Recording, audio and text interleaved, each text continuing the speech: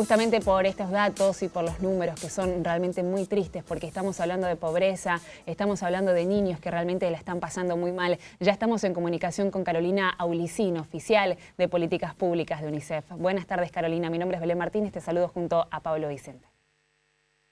Buenas tardes, muchas gracias por el llamado. Gracias, Carolina, por tu tiempo. Bueno, estamos viendo las estadísticas y las proyecciones en cuanto a cómo va a llegar la pobreza infantil de acá a fin de año. Los números indican 7 millones de niños y niñas pobres en diciembre de 2019 y más de 8 millones en tan solo un año. Eso es lo que se pronostica para diciembre de este año.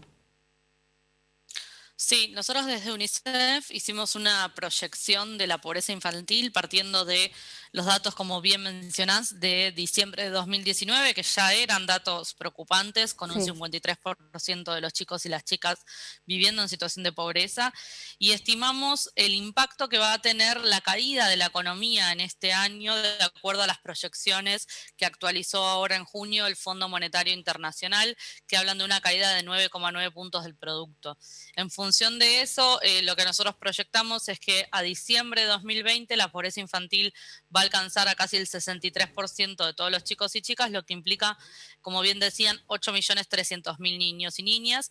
Y dentro de este un grupo que quizás es el que más preocupa, que tiene que ver con aquellos hogares donde los ingresos no alcanzan ni siquiera a cubrir la canasta básica de alimentos, que es lo que se llama comúnmente la pobreza extrema o la indigencia, que va a estar superando el 18% y llegando a 2.400.000 niños y niñas en esta situación todavía más difícil. Carolina, estamos hablando de las consecuencias económicas y estamos viendo los números en cuanto a la pobreza, pero también hay consecuencias psicológicas en los chicos por la vida que llevan adelante, por la situación en la que estamos de pandemia, que tienen que estar en casa, que no pueden ir a la escuela, que no pueden comer como corresponde. ¿Qué piden ustedes de UNICEF? Sí, nosotros realizamos una encuesta en más de 2.500 hogares de más de 260 localidades de todo el país, o sea, es una encuesta muy representativa, donde ahí buscamos medir estos impactos socioemocionales y psicológicos en dos grupos. Por un lado, en lo que son los adolescentes entre 13 y 17 años, donde ahí les preguntamos directamente a ellos y a ellas cómo están atravesando este momento. Hicimos un primer relevamiento en abril, a principios de abril, cuando recién arrancaba la fase más dura de la cuarentena estricta, y volvimos a hacer un relevamiento ahora a finales de julio. Y lo que nos muestran los datos es que efectivamente un conjunto importante de estos adolescentes nos indican que se sienten asustados, Claro. un 27% casi nos indican que se sienten angustiados, un 11% que están deprimidos, y estos números crecen mucho con respecto a lo que nos reportaban en abril. Cuando les preguntamos qué es lo que más les cuesta de todo este proceso, indican no poder verse con los amigos, no poder salir, no poder ir a la escuela. Les preocupa también en el momento de la vuelta presencial a clases la posibilidad de contagiarse ellos o un familiar, la posibilidad de recuperar el ritmo de las clases. Y además también les preguntamos a las familias, principalmente a las madres, sobre efectos en otro grupo central que son los más chiquititos, los chicos y las chicas de menos de 6 años.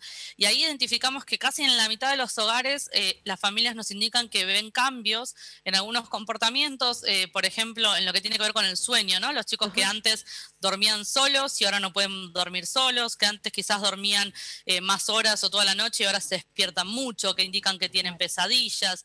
Somos todos indicadores que nos marcan temas de desarrollo infantil, que es el otro efecto que también está teniendo la pandemia, que no es solo económico.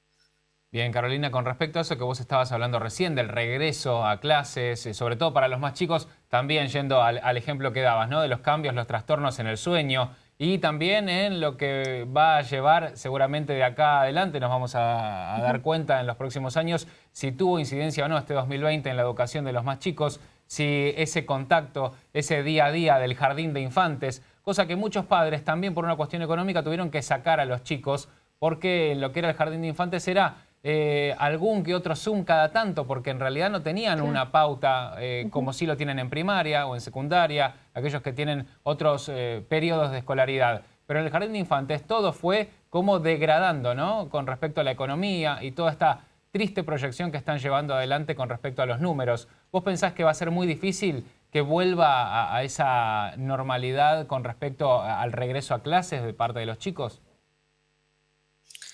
Bueno, en el caso de son tanto los más chiquitos como los adolescentes, digamos, toda la niñez, pero nosotros nos fijamos en estos grupos por la importancia que tiene también lo que vos mencionás, ¿no? El vínculo con otros chicos, el vínculo con los pares, los temas de socialización.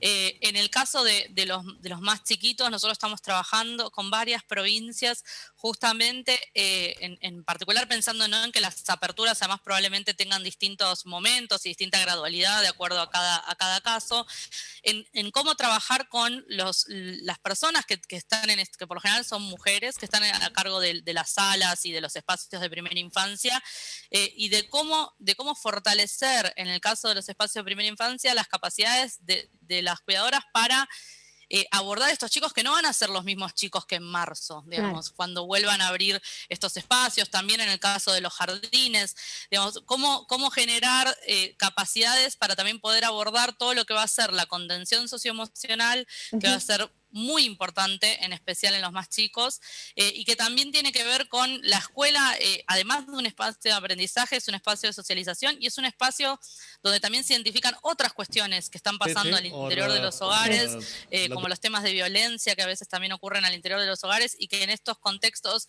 quedan más invisibilizados porque no tienen otro ámbito donde exteriorizar estas cuestiones que pueden estar pasando. Sí, la verdad es que el informe que llevan adelante ustedes es muy enriquecedor como para saber qué es lo que está sucediendo, para tener un panorama, para que llegue a todos nosotros esta información.